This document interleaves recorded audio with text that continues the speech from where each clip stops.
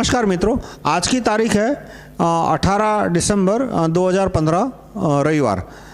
ये मेरा दूसरा वीडियो है वेपनाइजेशन ऑफ कॉमन्स के ऊपर। वेपनाइजेशन ऑफ कॉमन्स यानी हम राइट टू रिकॉल ग्रुप के अधिकतर कार्यकर्ता और ख़ास करके मैं इस बात में विश्वास रखते हैं कि हर एक भारतीय के पास बंदूक होनी चाहिए। मतलब हम कानून की मांग कर रहे हैं जिसके अंतर्गत हर एक भारतीय के पास बंदूक होना कंपलसरी होगा। मतलब मैक्सिमम वो 3 बंदूक रख सकता है, मिनिमम 1 बंदूक रखनी पड़ेगी यदि उसकी इनकम सर्टन लेवल से ऊपर है। मान लो उसकी साल की इनकम 2 लाख से ऊपर है और उसकी प्रॉपर्टी टोटल प्रॉपर्टी 20 लाख से ऊपर है, तो मिनिमम 1 बंदूक उसके पास होनी चाहिए। और जो 3 बंदूक की रिस्ट्रिक्शन है उससे क्या होगा कि कोई आदमी ने बंदूक खरीदी, फिर और अच्छी बंदूक खरीदी, फिर और अच्छी बंदूक खरीदी, फिर और अच्छी बंदूक खरीदी, उसके पास इनकम बढ़ गई या तो वेल्थ बढ़ गई, तो अब उसे 1 बंदूक बेचनी पड़ेगी। तो 1 बंदूक वो सेकंड हैंड मार्केट में बेचने जाएगा तो बहुत सस्ते दाम में बेचनी पड़ेगी। तो इस तरह से गरीब आदमी को जो 10,000 जो 5,000 की बंदूक है वो उसको 1,000 में मिल जाएगी। जैसे मोबाइल में होता है कि ये मोबाइल शायद ख़रीदा तब होगा 10,000 का, 3-4 साल पहले 5 साल पहले ख़रीदा तब, लेकिन अब मैं कोई अच्छा मोबाइल लूँगा तो एक और मोबाइल लिया, दूसरा और अच्छा मोबाइल लूँगा, तो ये मोबाइल मैं सेकंड हैंड में बेचूँगा तो किसी को ये मोबाइल 500 रुपये में, 1,000 रुपये में या 200 रुपये में भी मिल जाएगा। तो इस तरह से करीब करीब 6-8 महीने के अंदर सारे हिंदुस्तानियों के पास बंदूक आ जाएगी। और जो दूसरे कानून प्रपोज किए हैं कि बंदूक बनाने की फैक्ट्रियों को प्रैक्टिकली डी लाइसेंस कर देना चाहिए। यानी आदमी यदि बंदूक बना रहा है तो सिर्फ उसको रजिस्टर करना पड़ेगा, रिकॉर्ड मेंटेन करना पड़ेगा कि कितनी बंदूक बनाई, किसको बेची, पर उसको कोई परमिशन नहीं लेनी पड़ेगी। तो इस तरह से भारत में हर एक नागरिक के पास 1-2 बंदूक आ जाएगी और हर एक घर में 100-200 गोलियां आ जाएगी। मैं मजाक नहीं कर रहा, मैं सीरियसली बोल रहा हूं, क्योंकि पाकिस्तान से, अमेरिका से, चीन से हम पर जो हमला हो सकता है उसके लिए ये बहुत ज़रूरी है। तो ये बात मैंने चैप्टर 29 में एक्सप्लेन की है, rahulmehta.com/301.htm। मैं फिर से रिपीट करूँगा, rahulmehta.com/301.htm, उसका हिंदी है 301.h.htm। आप फेसबुक पर right to recall against corruption community है, right to recall party community है, आप उस पर सर्च करोगे तो इससे बहुत सारे आर्टिकल मिल जाएंगे। यूट्यूब पे भी मेरे एक वीडियो है इसी चैनल पे, right to recall group channel में, वेपनाइजेशन ऑफ कॉमन्स के ऊपर। कमेंट आपको लिंक में इस वीडियो के डिस्क्रिप्शन में आपको सारे लिंक मिल जाएंगे। अच्छा, अब जो क्वेश्चन आते हैं कि भाई भारत में लोगों के पास बंदूक आ गई तो गन रेट हमारा, मतलब हमारा क्राइम रेट, मर्डर रेट बहुत बढ़ जाएगा। तो उसके लिए मैंने वीडियो बनाई है कि गन रेट कौन से देशों में सबसे ज़्यादा है। अमेरिका में सबसे ज़्यादा है, स्विट्ज़रलैंड में भी बहुत ज़्यादा है, अफगानिस्तान में बहुत ज़्यादा है। भारत के अंदर कुर्ग डिस्ट्रिक्ट है, कर्नाटक में कुर्ग नाम का डिस्ट्रिक्ट है, वहाँ पे बंदूक रखने के लिए लाइसेंस नहीं चाहिए। भारत में एकमात्र डिस्ट्रिक्ट है जहाँ पे आम आदमी बिना किसी लाइसेंस के, बिना किसी परमिट के बंदूक रख सकता है। कुर्ग का गन रेट स्विट्ज़रलैंड और अमेरिका से ज़्यादा है। कुर्ग में ज़्यादा लोगों के पास बंदूकें हैं, अफगानिस्तान से तो कहीं ज़्यादा है, और यहाँ का वायलेंस रेट सबसे कम है। फिर कहने वाले ये अक्सर कहते हैं कि भाई कुर्ग के लोग अच्छे हैं लेकिन यूपी में बंदूक आ गई तो बहुत वायलेंस हो जाएगी, मतलब या गुजरात में बंदूक आ गई तो बहुत वायलेंस हो जाए, ऐसा कुछ नहीं है। भारत के पूरी दुनिया के लोग एक समान ही है। कुर्ग में एक आदमी के पास बंदूक है, महिलाओं के पास भी बंदूक है, वहाँ कोई गन रेट, वहाँ वायलेंस न के बराबर है। वायलेंस और कहाँ गन रेट कम है, तो जो लैटिन अमेरिकन कंट्री है वहाँ पे गन रेट कम है। वहाँ पे क्रिमिनल्स के पास सारी बंदूक है, क्योंकि क्रिमिनल्स तो कोई कानून फॉलो करते नहीं है, लेकिन पब्लिक के पास नहीं है, क्योंकि पब्लिक जिसको कानून फॉलो करती है उनके पास बंदूक नहीं है। इंडिया में भी गन रेट लोवेस्ट है, हमारे पास गन रेट पाकिस्तान से कम है। ये एक वास्तविकता है। यदि भारत की सेना रूपी दीवार यदि टूट गई, उसमें दरार आ गई, बांध में दीवार आ गई, तो पाकिस्तान में 2 करोड़ से ज़्यादा सिविलियंस के पास AK-47 जैसी बंदूक है। 1 करोड़ से 2 करोड़ पाकिस्तान में बंदूकें बनती भी है। आप गूगल करना खैबर पास कॉपी, इस पे गूगल करना आप खैबर पास कॉपी और AK-47, या तो इतना ही गूगल करना आ जाएगा।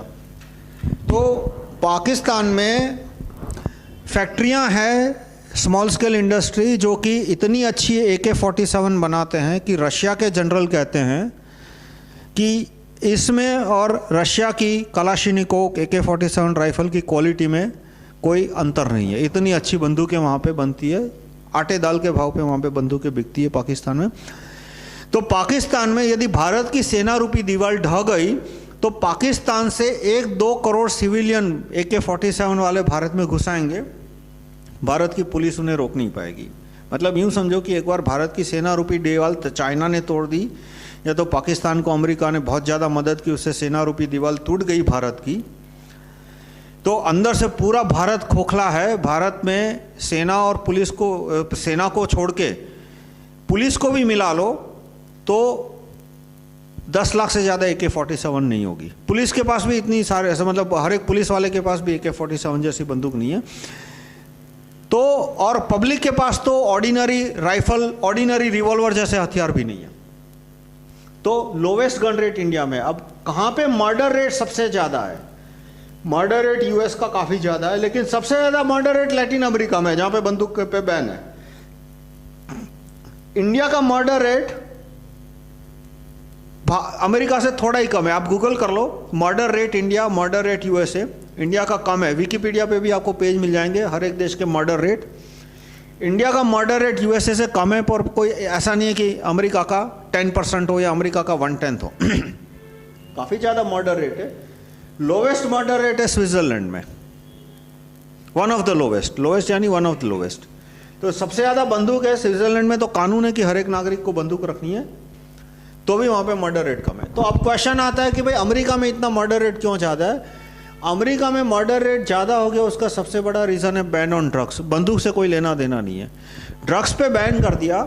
इसकी वजह से क्या हो गया कि जो आदमी 1 रुपये के अफीम से पूरा दिन निकाल सकता था, मैं लिटरली बोलता हूँ 1 रुपया अफीम पे यदि सारी कानूनी रिस्ट्रिक्शन हटा दो और अफीम पे से सारे टैक्स हटा दो, तो 1 किलो अफीम 1000 रुपये में बन सकता है, बिक सकता है। और एक अफीमची दिन का कितना अफीम खाता है? इतनी छोटी सी गोली खाता है, उसका वेट कितना होता है? 0.25 ग्राम, 0.5 ग्राम और 0.5 ग्राम, तो उसका वेट होता है। यानी कि 50 पैसे 1 रुपये में उसका पूरा दिन निकल सकता है। लेकिन उसको बैन कर दिया, इसलिए वही 1 रुपये की गोली सीधी 100 रुपये की गोली हो गई। तो अब उसके बेचने में जब प्रॉफिट आ गया, इसलिए अलग अलग गैंग वॉर करते हैं टेरिटरी के लिए, तो उसकी वजह से गैंग वायलेंस बढ़ गया। अब जो आदमी 1 रुपये पहले मजदूरी करता था, दिन के 100 मतलब $10-20 कमा लेता था मजदूरी करके, $30-40 कमा लेता था, और उसका सिर्फ यूँ समझो 10 सेंट 20 सेंट अफीम में लेके वो अपना दिन निकाल देता था। अब उसी अफीम का या हेरोइन की कॉस्ट है वो सीधी 10-20 गुना हो गई। तो अब उसकी इनकम का एक बहुत बड़ा फ्रैक्शन है वो ड्रग्स में चला जाता है। फिर जब ये ड्रग्स पे बैन हुआ, अफीम पे बैन हुआ, उसकी वजह से लोगों ने कोकेन और ब्राउन शुगर और हेरोइन इस तरह के ड्रग्स लेने शुरू कर दिए। तो उससे हेल्थ ख़राब होनी शुरू हो गई, तो उसकी आमदनी मतलब उसकी लेबर करने की क्षमता कम हो गई, तो वो और ज़्यादा क्राइम करने लगा। तो क्राइम का सबसे बड़ा कारण बैन ऑन ड्रग्स है। जैसे नीदरलैंड है, उसने ये मारिजुआना यानी सॉफ्ट ड्रग्स से बैन हटा लिया। तो नीदरलैंड में जो मैक्सिमम सिक्योरिटी प्रिजन है वो कम होती जा रही है। आप गूगल करना नीदरलैंड्स मैक्सिमम सिक्योरिटी प्रिजन, तो नीदरलैंड में दिन ब दिन जेल है वहाँ पे बंद करना है, क्योंकि वहाँ पे क्राइम्स कम हो रहे हैं। तो सबसे बड़ा रीज़न है वहाँ पे बैन ऑन ड्रग्स पे बैन है, इसकी वजह से वहाँ पे वायलेंस बढ़ गई है। उसका बंदूकों से कोई लेना देना नहीं है। और वहाँ पे कुछ कानून है जो कि गरीबों को और गरीब करते हैं। कौन सा कानून? एक तो इमिग्रेशन, जो बड़े पैमाने पे लीगल इलीगल इमिग्रेशन होता है अमेरिका में, उसकी वजह से जो लोअर क्लास है उसकी सैलरी वेज है वो कम हो गए, और कम हो गए इसलिए वो गरीब हो गए, तो गरीबी की वजह से वायलेंस बढ़ती है। और जो लीगल इमिग्रेशन है, लीगल इमिग्रेशन में बहुत सारा अनस्किल्ड होता है। जैसे रेफ्यूजी के नाम पे आता है वो अनस्किल्ड होता है, फिर एक सॉफ्टवेयर इंजीनियर जाता है वो स्किल्ड है, पर उसकी वाइफ है या उसके 1-2 फैमिली मेम्बर भी उसके साथ जाएंगे जब उसको ग्रीन कार्ड मिलेगा। तो वो सब उनमें से अधिकतर अनस्किल्ड होते हैं, तो वो दूसरे अनस्किल्ड लोगों का भी वेज बिगाड़ देते हैं। और इलीगल इमिग्रेशन कितना है कि जो अमेरिका में जो मिनिमम वेज है वहाँ पे $5 खेतों में, लेकिन मैक्सिको से जो इलीगल इमिग्रेंट्स आते हैं एग्रीकल्चरल फार्म में, वो पूरे दिन में 8-10 12 घंटा काम करते हैं और पूरे दिन में काम करने का $5, $6, $7 लेते हैं, यानी 1/10 भाव पे वो लोग काम करते हैं। तो उसकी वजह से अमेरिका की जो लोअर 10-20% पॉपुलेशन है उसके वेज और कम हो गए। और तो लीगल इमिग्रेशन और इलीगल इमिग्रेशन की वजह से वहाँ पे गरीब और अमीर हो जाते हैं। दूसरा, वहाँ पे बैंकिंग लॉस है पूरी दुनिया में बैंकिंग लॉस ऐसे हैं कि बॉटम 20% को और गरीब कर देते हैं और टॉप 2-3% को और अमीर कर देते हैं। फिर वो इंडिया और अमेरिका हो, कोई भी, इंडिया के तो ज़्यादा खराब है। ये तो बात अमेरिका की कर रहा हूँ इसलिए मैं अमेरिका के बारे में बोल रहा हूँ, वरना इंडिया के बैंकिंग लॉस तो अमेरिका से कहीं, भारत के बैंकिंग लॉस अमेरिका से तो कहीं गए गुजरे हैं। तो कौन से लॉ से गरीबी बढ़ती है? जैसे अमेरिका में एक कानून पास कराया है, वहाँ के जो बैंक के अधिकारी है उन्होंने कानून क्या पास बनवा लिया है कि बैंक के पास कोई घर है, बंद घर है, तो उस पर वेल्थ टैक्स नहीं लगेगा। जबकि किसी और इन्वेस्टर ने घर खरीदा है और घर बंद रखा है तो उस पर टैक्स लगेगा। तो जाहिर है इससे बैंक वालों की होर्डिंग कैपेसिटी बढ़ गई, तो वो प्रॉपर्टी के दाम और ऊपर ले जाते हैं, कोई खरीदने नहीं वाला मिलता तो कोई बात नहीं, पड़ा रहेगा, तो बैंक को तो कोई टैक्स देना नहीं है। तो इस तरह से वो प्रॉपर्टी की बैंकर्स जो है वहाँ पे, बैंकिंग फैमिली, रॉकफेलर, रॉथस्चाइल्ड वगैरह, वो प्रॉपर्टी की आर्टिफिशियल स्कैरसिटी खड़ी करके प्रॉपर्टी के दाम ऊपर ले जाते हैं और इसकी वजह से जो लोअर क्लास है उसकी इनकम और कम हो जाती है। तो इस तरह से वहाँ पे ये सब कानून है जिसकी वजह से गरीब और गरीब बनते हैं और उसकी वजह से वायलेंस बढ़ जाती है। पर इसका गन रेट से कोई लेना देना नहीं है। 1960 में भी यूएस में क्राइम्स कम थे 1960s में, और वहाँ पे उस समय बंदूकें आज के मुकाबले ज़्यादा थी। आज जितनी बंदूकें अमेरिका में हैं उसके से ज़्यादा बंदूकें थी, फिर भी वहाँ पे क्राइम्स कम थे। लेकिन ड्रग्स पे बैन किया 1970s में, उसके बाद क्राइम रेट बढ़ गया। तीसरा कारण था एबॉर्शन, मतलब जो अभी कम हो रहा है उसकी वजह से। मतलब अमेरिका में 1970 में एबॉर्शन पे एक तरह का बैन आया था, बैन तो नहीं आया था पर एबॉर्शन मुश्किल कर दिया था। पॉइंट ब्लैंक बैन नहीं आया था कि एबॉर्शन हो ही नहीं सकता, पर एबॉर्शन मुश्किल कर दिया था। तो और ख़ास करके गरीब लड़की के लिए और मुश्किल हो गया, जो कम पढ़ी लिखी लिए उसके और मुश्किल है। कोई अमीर है तो वो तो क्या करेगा, कोई मतलब जिसके पास थोड़ा बहुत पैसा है कि एक राज्य में बैन है तो दूसरे राज्य में चले जाएंगे या तो इलीगली करवा लेंगे। जबकि एबॉर्शन पे बैन आ गया, मतलब एबॉर्शन कराना, ऐसे कानून आ गए कि एबॉर्शन कराना मुश्किल हो गया। तो जो गरीब और कम पढ़ी लिखी लड़कियां थी वो एबॉर्शन नहीं करा पाई। तो अब वैसे ही वो गरीब थी, कम पढ़ी लिखी थी, अधिकतर केस में वो सिंगल मदर थी, मतलब जो उसका बॉयफ्रेंड है या उसका हस्बैंड है वो उसको छोड़ के चला गया है और वो एक या दो जॉब कर रही है साइड में, तो बच्चे की ठीक से देखभाल नहीं कर पाएगी और बच्चा गली में घूम रहा है, गुंडों मवालियों की आदत, मतलब उसकी संगत में आ गया। तो उसकी वजह से जो सिंगल मदर्स या तो पुअर और लेस एजुकेटेड मदर के लड़के थे उनमें क्राइम रेट बढ़ गया। ऐसा नहीं है सिर्फ अफ्रीकन अमेरिकन, गोरे बोरे सब में ये प्रॉब्लम हुआ कि 1970s में जो एबॉर्शन पे डिफैक्टो बैन आया था एक तरह का, उसकी वजह से लोअर क्लास पॉपुलेशन में बड़े पैमाने पे ऑर्फेन्स या सेमी ऑर्फेन नहीं है टेक्निकली, पर सिंगल पेरेंट फैमिली जिसको बोलते हैं कि पिता है ही नहीं, सिर्फ माता है, वो किसी तरह से एक या दो नौकरियां करके किसी तरह से बच्चे को बड़ा कर रही है, उसकी वजह से क्राइम रेट बढ़ गया। वो प्रॉब्लम अब धीरे धीरे कम हो रही है। अब देखो तो यूएस का जो मर्डर रेट है वो जो ये मगिंग, लूट, छोटे पैमाने पे जो लूटफाट होती है वो कम हो रहा है यूएस में, और कम हो रहा है उसकी वजह से यही है कि 1980 के आसपास, 1990 के आसपास एबॉर्शन के ऊपर जो रिस्ट्रिक्शन थे वो कम होने लगे। तो और उसकी वजह से अब एबॉर्शन होते हैं तो जो गरीब और कम पढ़ी लिखी लड़कियों को जो पहले बच्चे पैदा होते थे वो अब कंपैरिजन में कम होते हैं। तो ये तीन मेन रीज़न है, ban on drugs, anti poor law और एबॉर्शन जो 1970s में थे। एबॉर्शन पे बैन जो था 1970s में, उसकी वजह से अमेरिका में मर्डर रेट ज़्यादा है।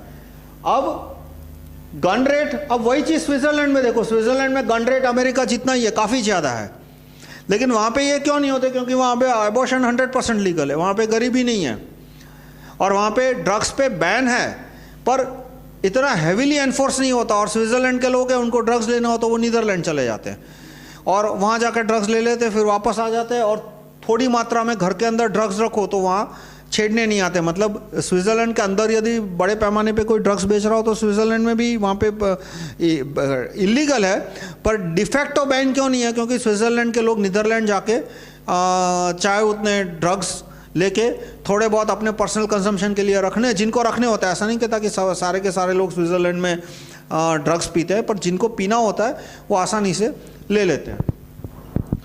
अब मान लो भारत में एक एक आदमी के पास बंदूक आती है, तो हिंसा बढ़ेगी या कम होगी?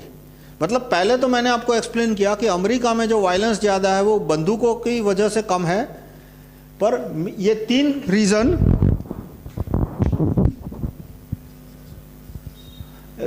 तीसरा reason anti abortion law.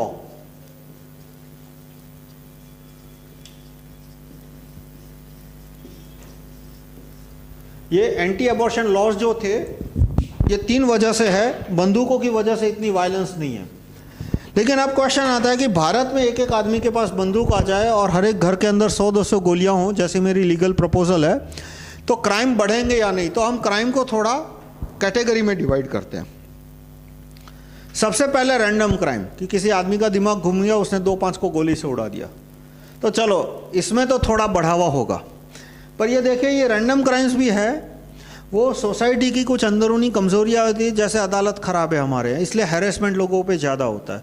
Police में करप्शन है, इसलिए लोगों के साथ हैरेसमेंट ज़्यादा होता है। जनरल मतलब सड़क क्रॉस करनी हो तो भी आप देखो कि ज़ेब्रा क्रॉसिंग के ऊपर गाड़ियाँ स्कूटर खड़े हैं, पेडेस्ट्रियन को रोड क्रॉस करने में कठिन मतलब होती है, तो जनरल स्मॉल हैरेसमेंट है वो एड अप हो जाता है, और उसकी वजह से रैंडम क्राइम्स की प्रोबेबिलिटी बढ़ जाती है। फिर भी एक बात है कि गन रेट बढ़ेगा तो रैंडम क्राइम्स बढ़ेंगे, पर रैंडम क्राइम्स है वो सोसाइटी में जैसे जैसे इनडिसिप्लिन कम होगी, ज्यूरी सिस्टम है, right to recall, traffic police commissioner है, जैसे जैसे सोसाइटी में इनडिसिप्लिन कम होगी वैसे वैसे रैंडम क्राइम्स कम होते जाएंगे।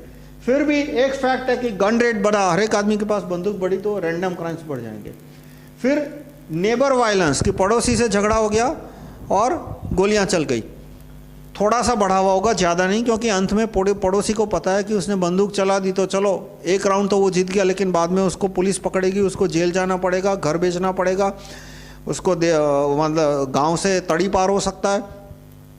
तो आदमी सोच समझ के करता है जो करता है, इसलिए इसमें फिर भी हम मान ले कि थोड़ा सा रेट बढ़ेगा। लेकिन कौन कौन सी चीज़ों में बेनिफिट होगा? दुनिया में कोई सारे हमेशा ऐसा नहीं होता कि gain and no loss.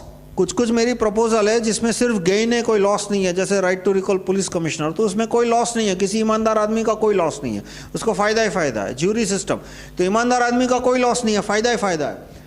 Weaponisation है, उसमें मैं साफ बोलता हूँ कि आदमी का बहुत फ़ायदा है, लेकिन किसी एक डायमेंशन पे थोड़ा सा नुकसान है। तो हमें देखना है कि फ़ायदा कितना है और नुकसान कितना है, दोनों को तोल लगाना है। और रेशियो 100:1 है। ऐसा नहीं कहता कि एक का नुकसान है और 2 का फ़ायदा है, नुकसान 1 का है, फ़ायदा 100 का है। कौन कौन सी हिंसाएं कम होगी? हर एक आदमी के पास बंदूक हो जाएगा, आएगी तो possible death by Pakistani, Bangladeshi, Chinese and American आर्मीज will decrease.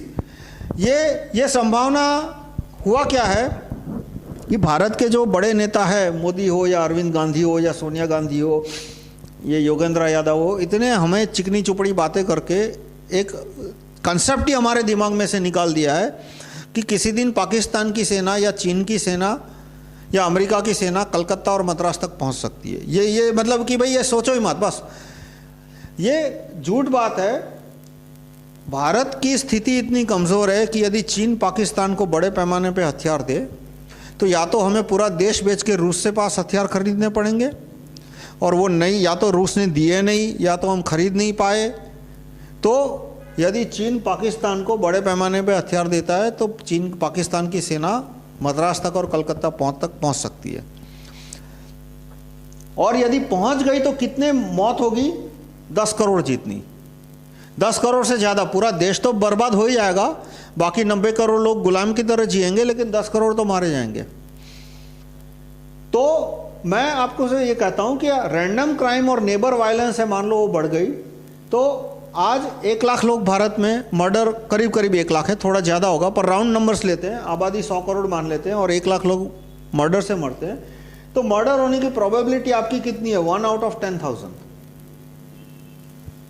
तो यदि ये डबल भी हो जाती है, रैंडम क्राइम्स बढ़ गए, पॉसिबल डबल भी हो जाती है, 3 गुनी भी हो जाती है, तो 2 आउट ऑफ 10,000 हो गया या 10 आउट ऑफ 10,000 हो गया। जबकि पाकिस्तान या चीन की सेना भारत में घुस गई या अमेरिका की सेना घुस गई तो 10 करोड़ लोग मारे जाएंगे, यानी 10 आउट ऑफ 100, यानी 10,000 में से कितने हुए? 5,000 आउट ऑफ 10,000, 5,000 आउट ऑफ 10,000। तो ये दो फैक्टर जो बढ़ेंगे, रैंडम क्राइम्स बढ़ेंगे, नेबर वायलेंस बढ़ेगी, उसकी वजह से आपकी मरने की प्रोबेबिलिटी 1 आउट ऑफ 10,000 जो आज की तारीख में है वो 2 आउट ऑफ 10,000 हो गई, या 10 आउट ऑफ 10,000 भी मान लो, 10 गुना हो गया तो क्राइम्स। लेकिन पाकिस्तान की सेना से जितने लोग मरेंगे वो संभावना कम होके, वो जो आज 0 मान रहे हो तुम, वो 0 नहीं है, वो 10 आउट ऑफ 100 है, वो 5,000 आउट ऑफ 10,000 है, वो कम होके 1 आउट ऑफ 10,000 हो गई, काफ़ी कम हो गई। ये कितनी भयानक स्थिति होती है जब दूसरे देश के लोग मारना शुरू करते हैं या दूसरे देश की सेना घुस जाती है। तो उसके लिए आप 1947 में जो वायलेंस हुई थी उसका स्टडी करो। 1947 में आज का जो पाकिस्तान है, 1931 में जो सेंसस हुआ था, तो आज का जो पाकिस्तान है वहाँ हिंदुओं की आबादी थी कुछ 22%, और 1951 में जो सेंसस हुआ पाकिस्तान में उसमें हिंदुओं की आबादी थी 2%, यानी 20% हिंदुओं को या तो मार दिया या तो उनका अपहरण हो गया या तो भागना पड़ा। ऐसा कहा जाता है कुछ 2 करोड़ हिंदुओं को भागना पड़ा था, 10 लाख की मौत हो गई थी और कुछ 20-30 लाख 40 लाख का अपहरण हुआ था। तो ये परिस्थिति होती है जब किसी पॉपुलेशन के पास बंदूक ही ना हो। तो दूसरा, टेररिज्म रिलेटेड क्राइम कम हो जाएंगे। जैसे कसब था, वो रेलवे स्टेशन पे आया और 5-10 मिनट तक वो गोलीबारी करता रहा और वहाँ रेलवे स्टेशन पे 20-25-50 लोग, पता नहीं 100-200 जितने भी लोग मर गए।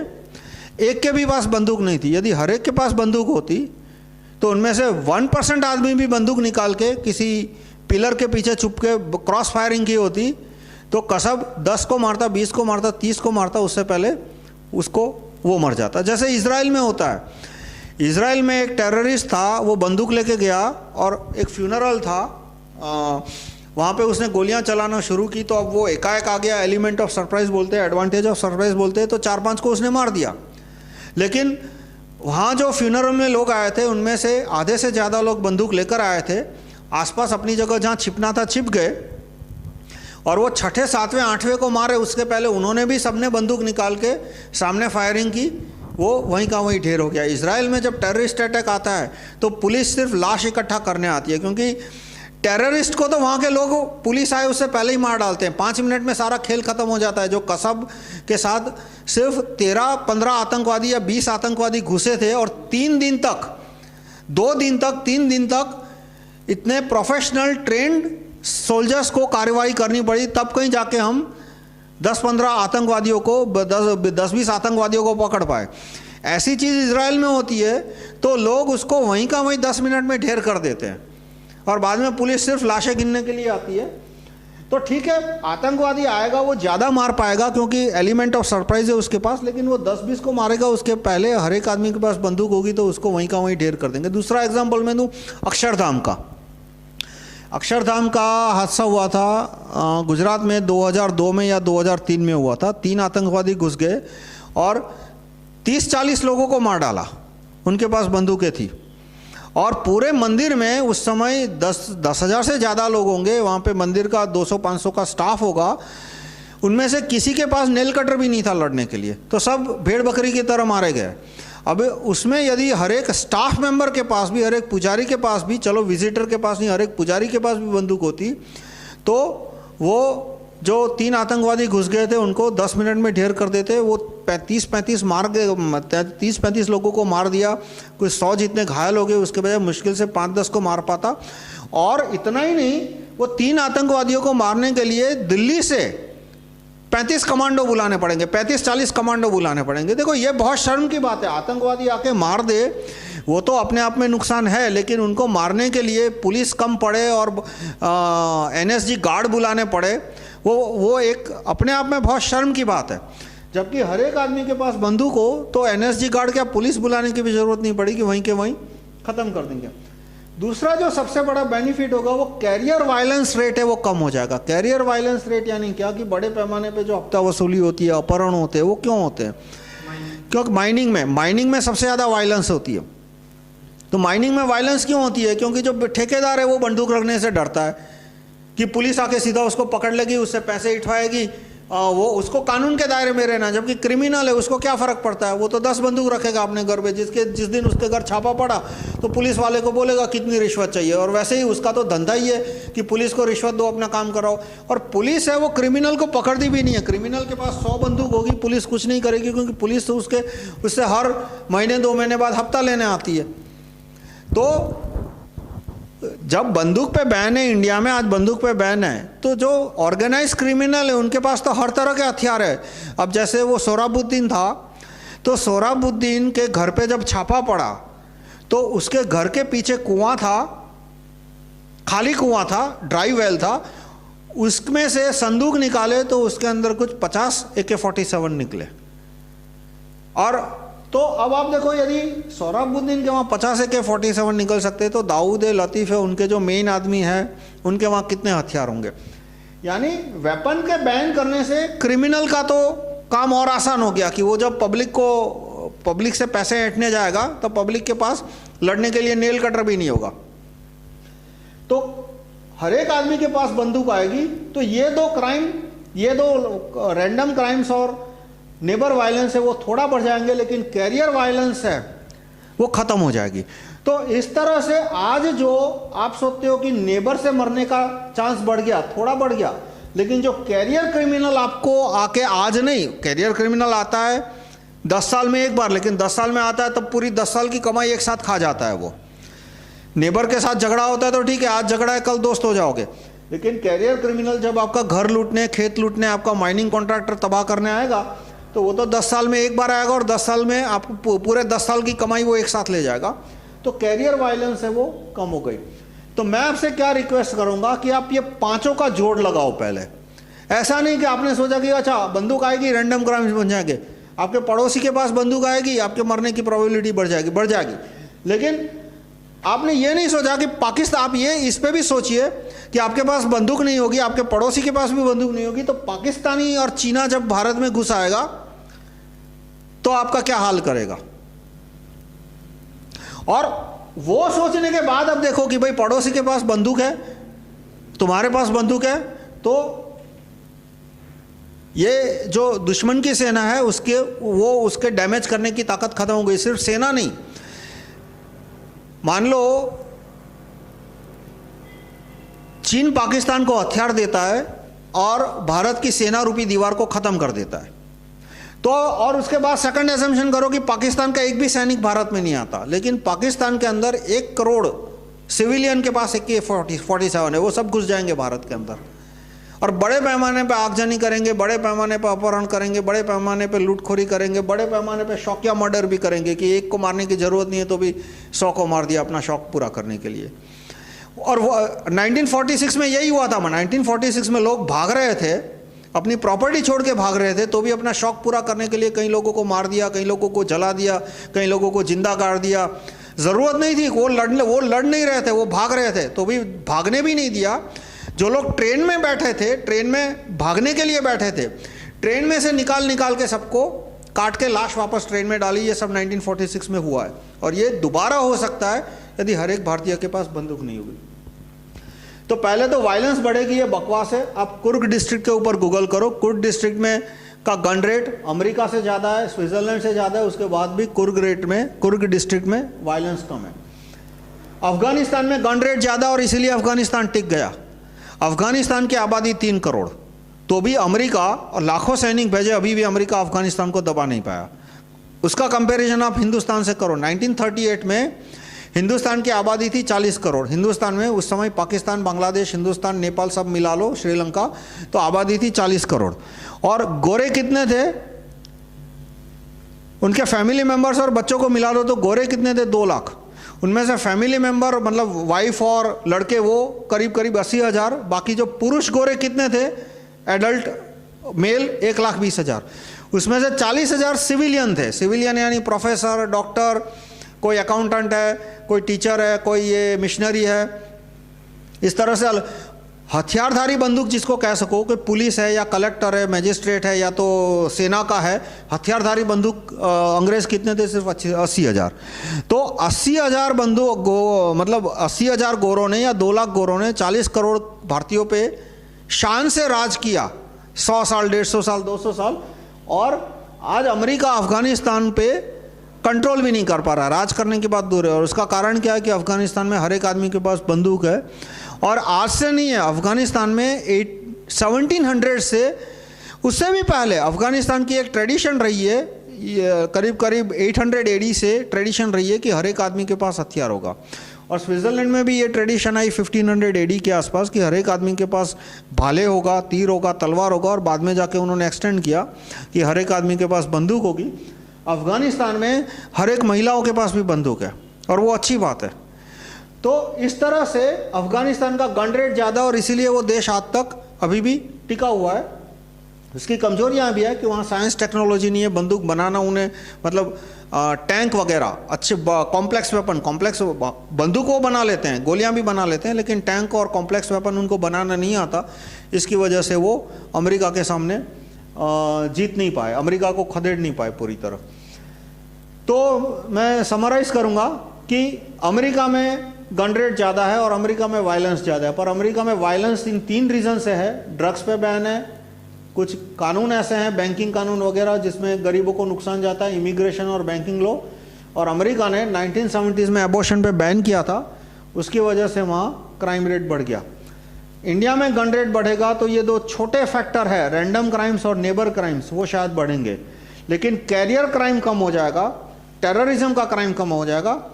और जब चीन की और पाकिस्तान की, अमेरिका की सेना भारत में आएगी और उसकी वजह से जो मौत हो सकती है, जितने डेथ हो सकते हैं, करोड़्स में है वो, 10s of crores, 10-20 करोड़ लोग मर सकते हैं, वो संख्या हर एक आदमी के पास बंदूक आएगी तो नेग्लिजिबल हो जाएगी, फ्यू लैक्स और मैं कहूँगा 0।